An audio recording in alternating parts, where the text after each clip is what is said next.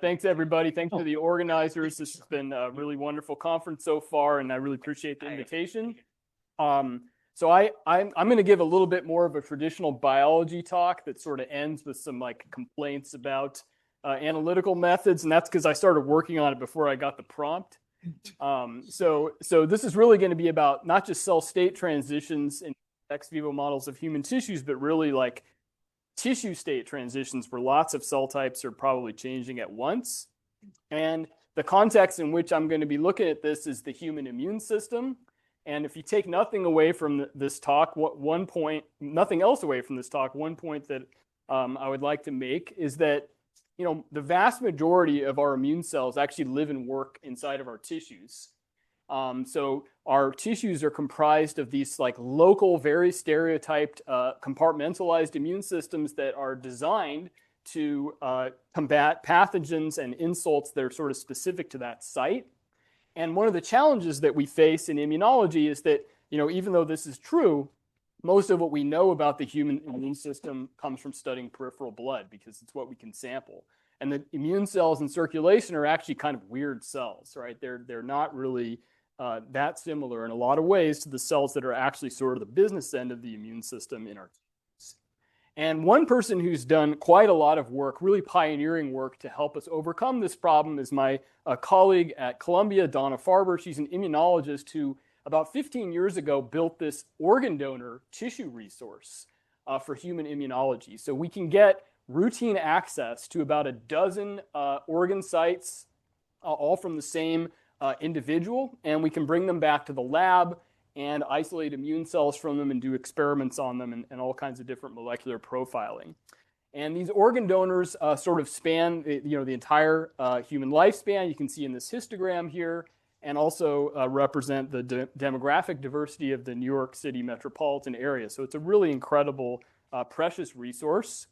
And we joined forces about 10 years ago now to basically leverage this tissue resource and the genomic resources in my lab and the Genome Center at Columbia to build these like molecular atlases of the human immune system across the body and across age.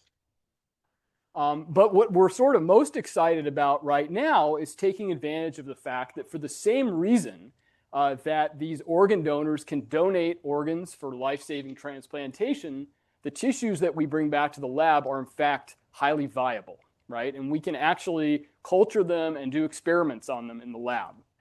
And this has really allowed us, I think, to ask some questions that were maybe previously relegated to animal models directly in the human context. One example of this we published a couple of years ago now, where we basically built a map of where all the memory cells, the T cells and B cells that protect us from a set of viruses and also vaccine-induced antigens actually reside in the body. And one really surprising result that we got was that while we expected to find, for example, T cells specific to respiratory viruses in the lung and the lung lymph node, what we found was that actually the majority of them are regulatory T cells or Tregs. Likely there to protect us from overreacting, likely to protect the tissue from the next time we see the vaccine or virus. And what we've sort of moved on to from that is not just looking at the end stage of immune protection, which is the formation of memory, but the very early responses to vaccines at the site where immune memory is first orchestrated. So what are the early events that lead up to immune protection by a vaccine? And sort of one of the crude sort of initial systems that we used to try to get at this question was we just take human lymph nodes from different sites of the body, mostly the lung. We would dissociate them into a single cell suspension of mononuclear cells, and then we would simply perturb those immune cells with different doses of a set of vaccines, all within the same organ donor, and read out the perturbation response with methods like... Which part of the lung you get? All cells from all over the lung? Or this is from the draining lymph node. Okay. Okay, in particular, because that's where germinal centers form that ultimately give rise to antibodies. Okay, and so with this type of approach, we can ask questions like, where do the vaccines go? What cell types do they impinge on? What do they do at the very earliest stages?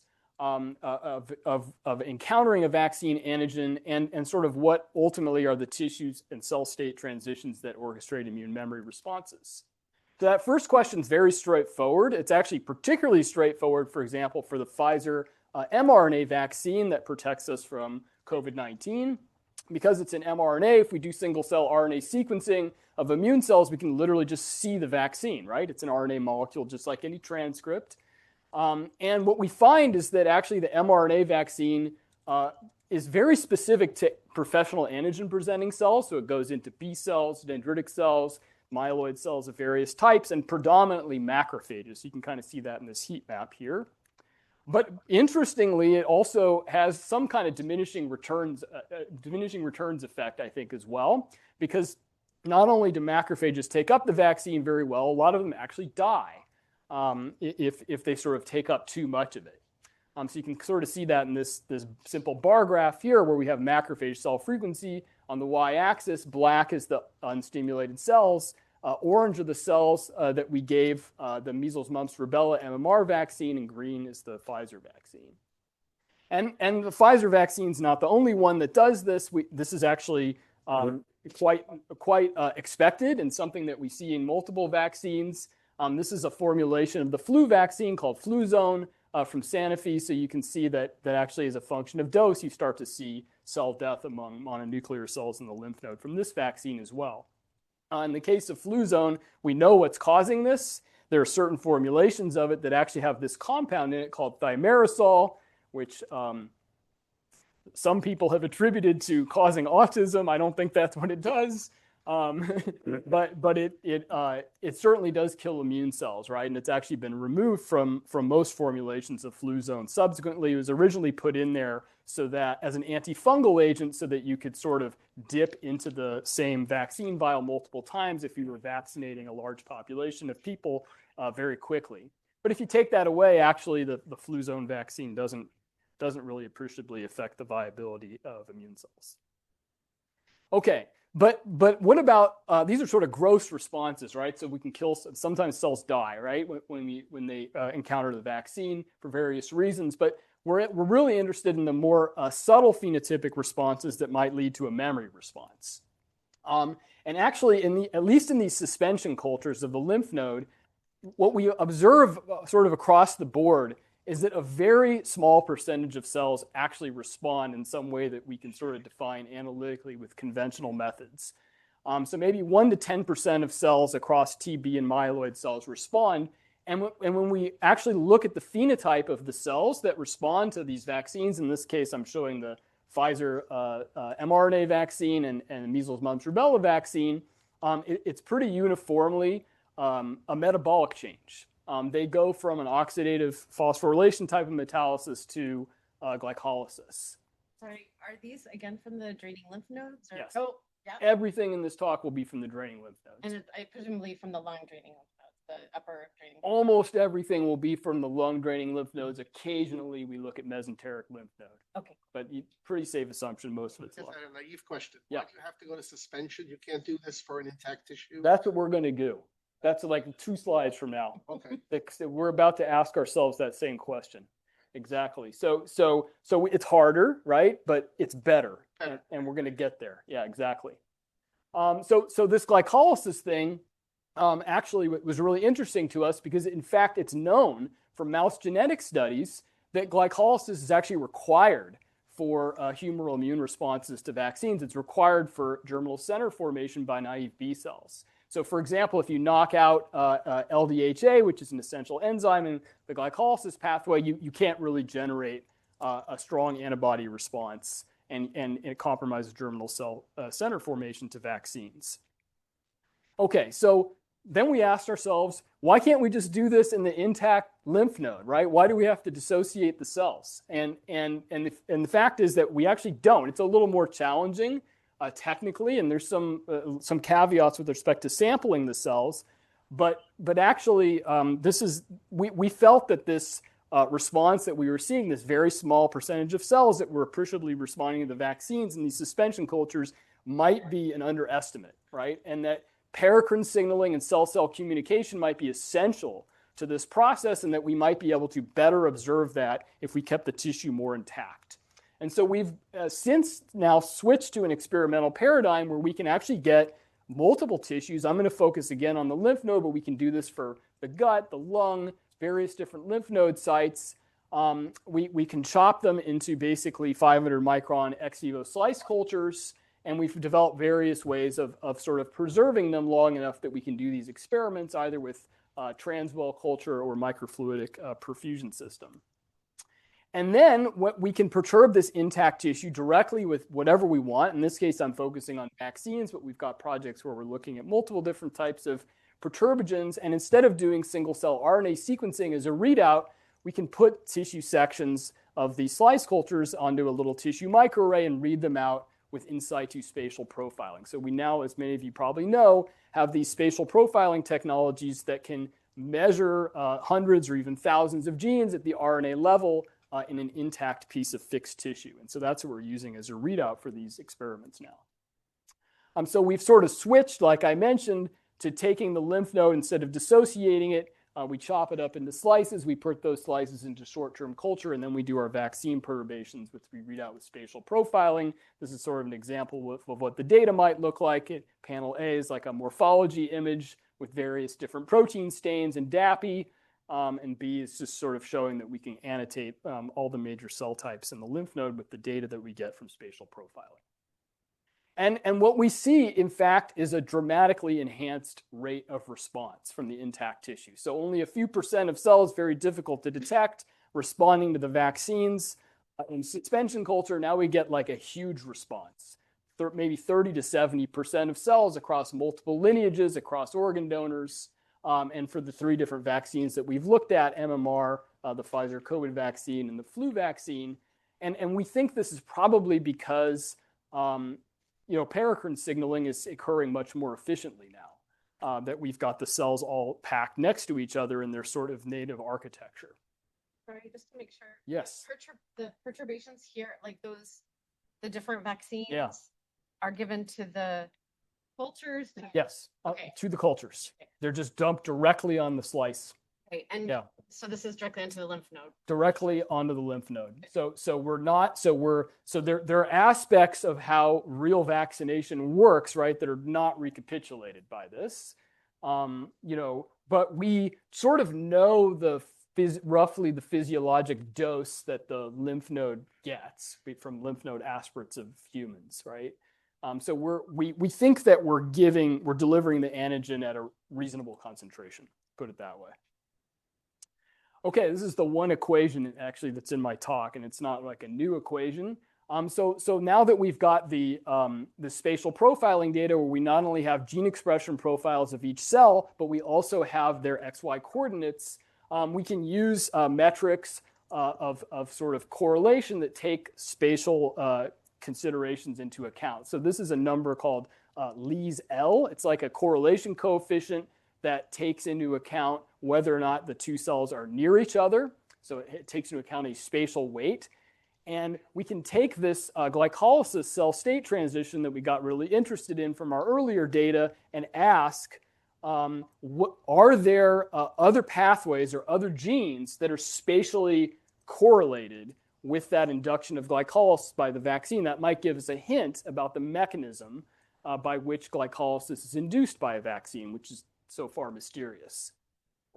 And what we found actually, if you look at the change in this correlation coefficient with respect to pairs of genes that we can measure with the glycolysis enzymes, we find that for flu specifically, for the flu vaccine specifically across the donors that we looked at, we see that interferon-inducible genes are spatially correlated in a vaccine-dependent way. So when we give the flu vaccine to the lymph node slice, cells that undergo a metabolic switch to glycolysis, they're near cells that are inducing interferon-stimulated genes. Okay, so this implies a mechanism, but it's certainly correlation and not causation at this point.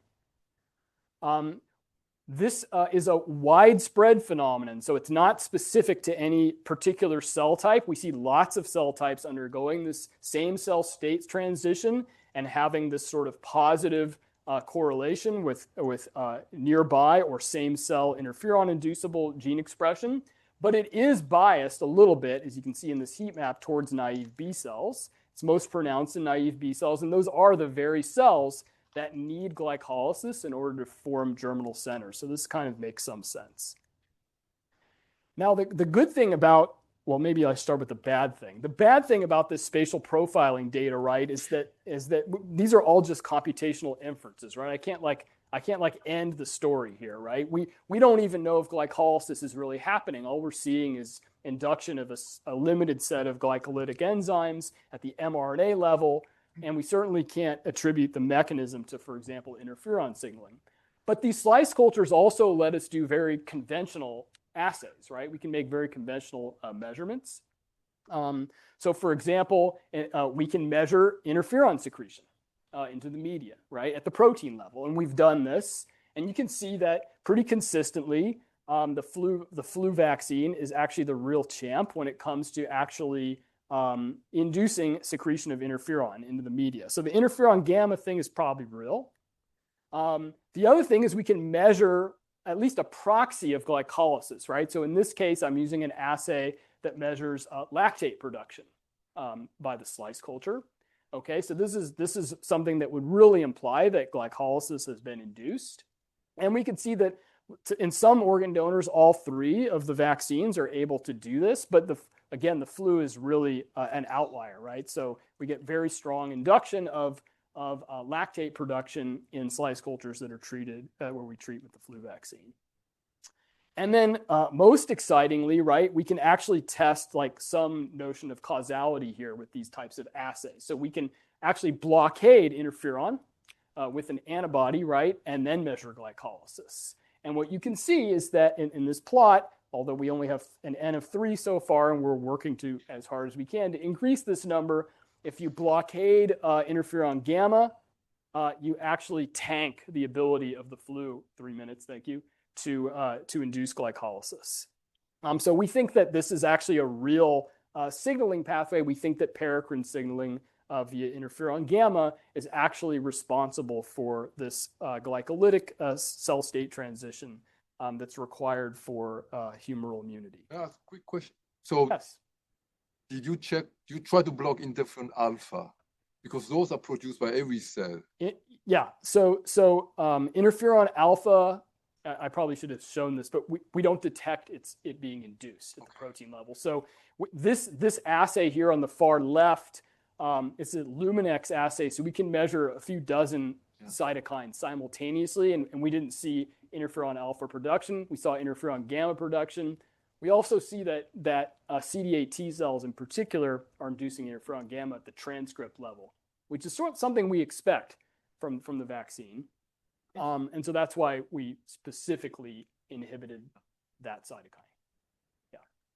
Yes? That this is connected in some way to the spatial correlation, or are those kind of independent observations? I think it is. So I think what's going on is the following. So we can't, with spatial transcriptomics, right, we can't detect like secreted proteins, obviously. But for some of them, we have the good fortune of knowing what they induce, right? And so for interferon gamma, and this is kind of the punchline of my talk, right, is we got lucky, right? So for interferon gamma, we know very well exactly what genes it induces when a cell receives that signal. And we saw that. There's a set of like 100 genes or something like that. You know, they're induced, they're controlled by STAT1 and a couple other transcription factors. And so I think that the spatial correlation was telling us not that these interferon inducible genes necessarily cause glycolysis, but that interferon gamma was nearby, right? And it's like a little signal that there was a little puff of interferon gamma in that neighborhood, right? And then those cells became glycolytic. Okay. So just to summarize, we think these organ donor tissues offer a really powerful model for systems level interrogation of human immune function. Direct culture of tissue slices, as Herbie implied with his question, right, give drastically different results from suspension culture. We think it's a better model. It allows us to really directly test hypotheses about paracrine mediated interactions. And this is a great story, but I think that the analysis remains dissatisfying. I think we sort of got lucky here. Vaccines in reality, of course, induce the expression of dozens of chemokines and other secreted factors. And our spatial profiling technology and also most of our single cell sequencing technologies are completely blind to this, right? A lot of these can be induced very strongly at the protein level, secreted at high concentrations at the protein level, but we don't necessarily see them at the RNA level. And then the bigger problem is that cells migrate, right? So you make some k-nearest neighbors graph that encodes the spatial distance between cells. You try to learn relationships between gene expression programs with respect to those spatial interactions. But that k-nearest neighbors graph, it changes like every 30 seconds because the cells, they're moving around at like 10 microns a minute or something like that. We're only looking at a snapshot in time. So I think we got phenomenally lucky, right, in actually making this discovery that I just showed. I don't think this is going to be representative. And I think that we need new analytical methods, probably new experimental paradigms that I'd love to discuss with everybody to really make these technologies more generally useful for discovering these types of interaction-mediated mechanisms. So with that, I'd like to thank my lab, my collaborator, Donna Farber, who generated this amazing tissue resource that we take advantage of, and of course, various funding agencies, and of course, the organ donors themselves and their families. Happy to take any additional questions.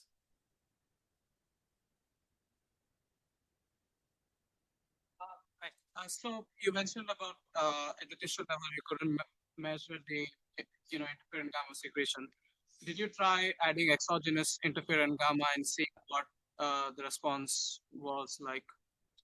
Yeah, we haven't done that yet. So we've done the reverse, which is blockade it, sort of take it away and see that the glycolysis is no longer induced. But yeah, that's a good experiment, the sort of rescue experiment we should do.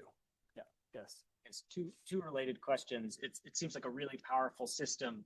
In the case of both flu and SARS-2 immunity, there's so much memory involved in the in potent immune responses, and all of your organ donors will have had multiple exposures to both. Yes. In the past. So first, how does this system represent that? And related to that, the germinal center reaction itself has a lot of really interesting spatial dynamics. And does any of that show up in your?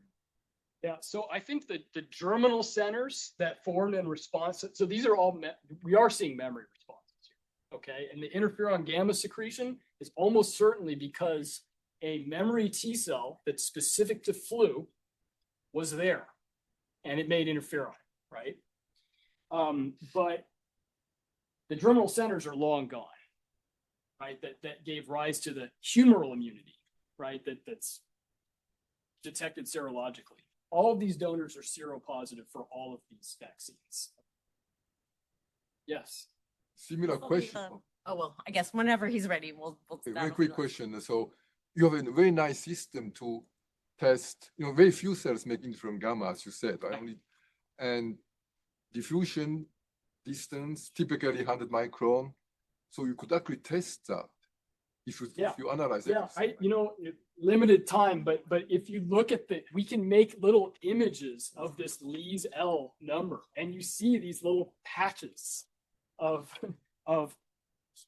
cells with this strong correlation between interferon and glycolysis that are, I would say in the range of 15 cells. So maybe 100 microns is about actually the right number, right? But we absolutely see that. You can, anyway, so yes. Thank you so much. Yeah, my pleasure.